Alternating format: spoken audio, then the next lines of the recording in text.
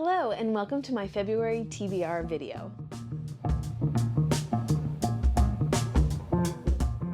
So first I'm going to start with my anticipated releases for the month of February that I wanted to share. So first off, we have Fern of the Forest by J.L. Thaxton. I received an arc of this from Owl's Nest Publisher, which I'm very grateful for. This is actually coming out March 4th, which is so close to February. I want to make sure that I read this well in advance of its publication date so that I can give it a review and support Owl's Nest Publisher. It is a very thin middle grade novel. In this we follow Fern. She seems to play this game of two truths and a lie, and through that game we learn that she was found by her adopted mother in the forest. And she, as she is coming of age, she is exhibiting really strange manifestations of potentially having monster attributes.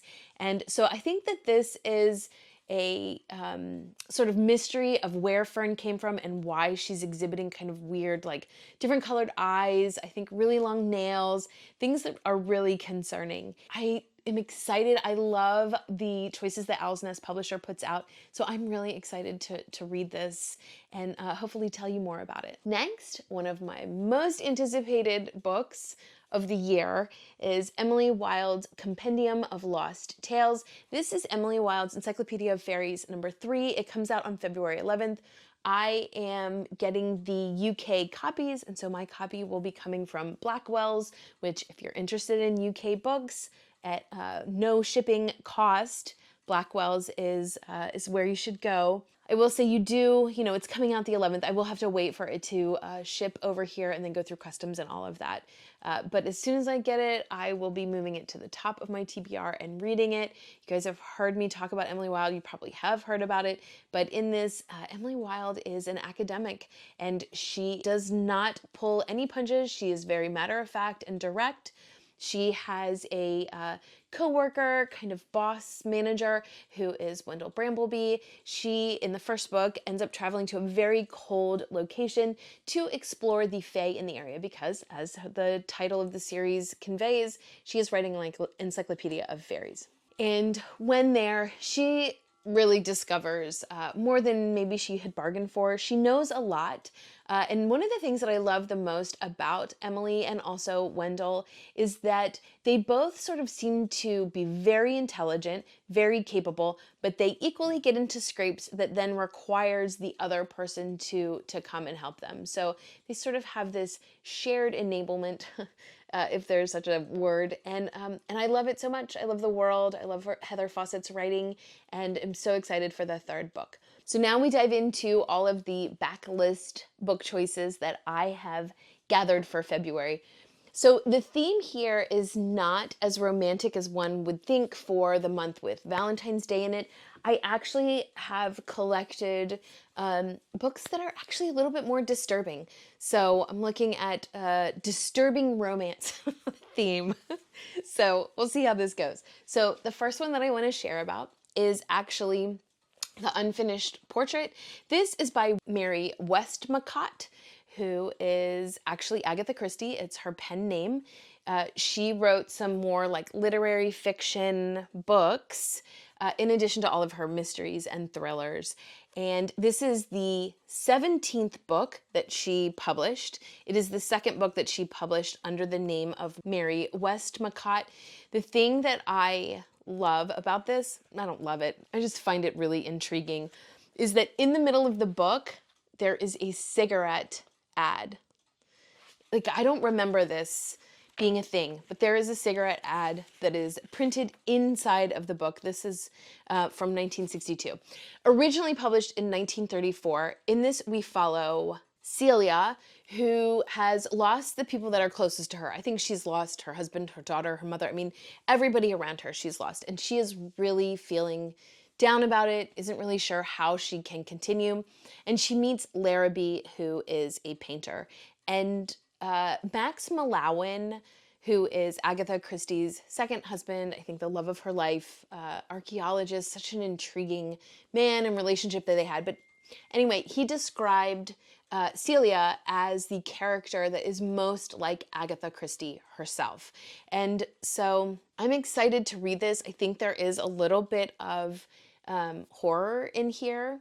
And I don't know much more than that, but I am really excited to read an Agatha Christie that maybe isn't typically on someone's shelf, and be able to really kind of gauge the differences, I think, between her writing as Agatha versus Mary. Okay, the next choice that I have for toxic love stories is A Long Fatal Love Chase by Louisa May Alcott. In this, we follow Rosamond, who is this young, innocent girl. She's living with her grandfather. He is a curmudgeon, maybe worse than a curmudgeon. He might be abusive to her emotionally, but she's very innocent. And one fateful night, a man named Philip Tempest comes into this manor that she's living at with her grandfather, and with him comes a storm. And he even tells her that tempests arrive when he arrives, and they hit it off. You know, she's young and impressionable, and he is immediately taken with probably her naivete and also her beauty. And from there, we end up with a very toxic, salacious story. My understanding is that Louisa May Alcott wrote this before she wrote Little Women, but that it was so scandalous that it was unpublishable. She tried to water it down to make it more palatable to publishers, but still was not accepted. And so then I think she went to the Little Women Plumfield world. And this was published posthumously, so it I think they had found a manuscript of it. Again, I think a watered down version. So anyway, an editor has tried to publish this in its most exact form, according to what Louisa May Alcott wanted. And it's been on my TBR for a really long time, and I am determined to get to it this month. Next, I have The Masterpiece by Emile Zola. I am reading this with a friend of mine, Dina. She and I have very similar tastes. We've read books before together. I really enjoy her thoughtful analysis and ideas. And so we decided to read this together, and I think February is the month that we are going to do it. This will be my first Emile Zola.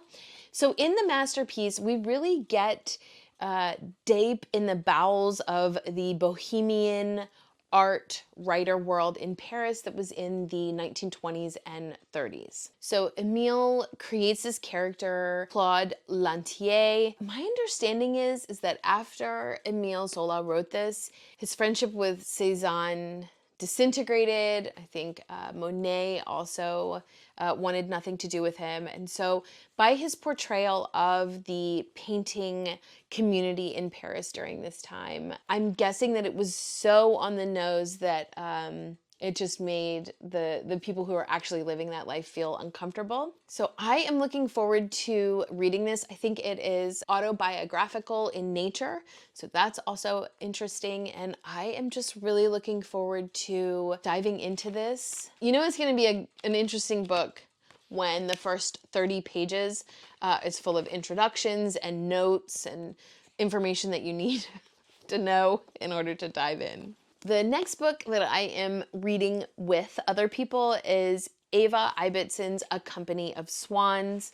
I've mentioned this book here before, but this is the Cozy Reader Book Club choice for February. And in this, we follow Harriet. Harriet is a ballet dancer, and she's living in a very controlling house. But she comes across a man who offers her a spot in a company that is going to the Amazon to perform Swan Lake. And I think she has spent her life very regimented and dictated by other people. And I believe Harriet makes the fateful decision to leave that part of her life and to go to the Amazon to dance. I have read other works of Ava Ibbetson and have really enjoyed them. This gets pretty good reviews, and so although it looks thick, the print is pretty big. So I have very high hopes for this book. So another book on the disturbing romance train that I'm on for February is Our Spoons Came from Woolworths by Barbara Cummins. This is a pretty slim novel, but I think it deals with some pretty heavy topics. So in this, we follow Sophia, And I think that Sophia marries young, and I also think that she is in a soured marriage. The introduction by Emily Gold says that this might be a book where not knowing that much about it before you read it actually makes the reading experience better. So I have not done too much research into this book choice. But I did read the first chapter just to kind of get a feel for it. And something that I noticed is that for any of the dialogue, there are no like quotations or anything like that as people talk to each other. So I find that writing style unique. And this will be my first of hers. And I'm looking forward to diving into this and really seeing and just seeing how sort of dark and disturbing this book may be. I also have Normal People by Sally Rooney on my sort of disturbing relationship list for this month as well. So this also, because I read the first chapter of this book, this also does not have quotation marks in any dialogue. So interesting writing structure for both of them. This one obviously is a lot more modern. So in this we follow Connell and Marianne. When we first open this up, Connell and Marianne are in high school together.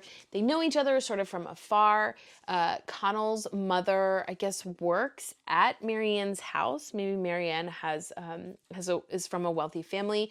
And so he goes to pick up his mother after school so that they can go home together. So they have a friendship outside of school, but because of the way high school is, they don't really talk any other time. And that's because Marianne is really sort of an outcast and she's very odd. She doesn't seem to really care what other people think. She doesn't really seem to follow societal norms. I would say that Connell, from, again, just reading the first chapter, he also is a little bit neurodivergent or maybe processing some trauma. Neither one of them seems very comfortable in their skin. So this book follows them as they travel from high school into college and maybe young adult life. And I do think there is some toxicity in their relationship. Sally Rooney does tell us that these are normal people. So next I have The Time in Between by Maria Dueños. One of my goals this year was to read more diverse works. This is a translated novel, so I think that helps with that diversity goal. As somebody who lived in Spain at one part in my life, I do love that this begins with being set in Spain. And then I do think that it moves to Morocco, which again, I love that setting. This actually was a recommendation from my friend. And as I was getting ready to read it, I discovered that she left a dried flower inside of it. So I'm looking forward to getting to chapter 22. Otherwise, I will just leave it in there. So in this, we follow a young woman who, like I said, was living in Spain. She had her life all mapped out for her, but she ends up getting an Olivetti typewriter. And it changes the course of her life. She ends up making the decision to not marry the person that everybody in this little village had established that was who she was going to marry. She marries this suave, debonair man who takes her out of this village and down into this Moroccan town. Turns out he's a swindler and was not a good marriage choice. And so I think she ends up having to raise a child on her own and figure out what she's going to do for a living.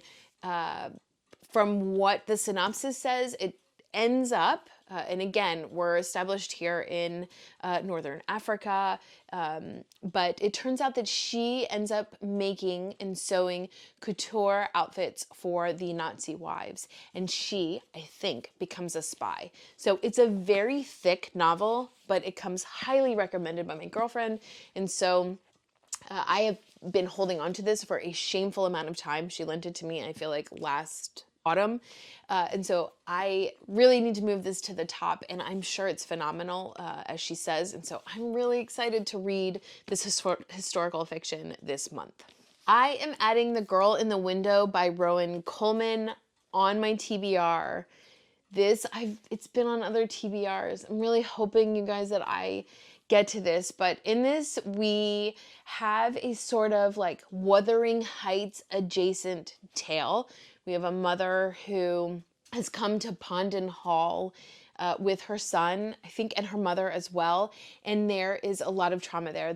She has just lost her husband, who's the little boy's father, and she is just missing him so much. But I think that there is paranormal occurrences that are happening at Pondon Hall, and I do think that there is a connection between Catherine and Heathcliff in this. So that's really the main reason why I continue to have hope and continue to put this on my TBR, is because I love Wuthering Heights, and I love that it is kind of tying some of those creepy gothic elements into it, and it fits so well with my disturbed romance theme for this month that I went ahead and pulled it off of my shelf, and I'm going to put it in my possibilities pile.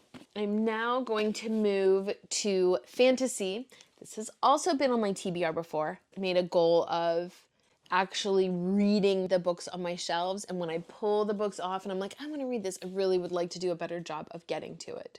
But then we could have March's video where I'm like, have half of these books and I'm like, hey, this is again on my TBR. But anyway, I think this is only the second time that I've put this on a TBR. And this is Yumi and the Nightmare Painter. This is by Brandon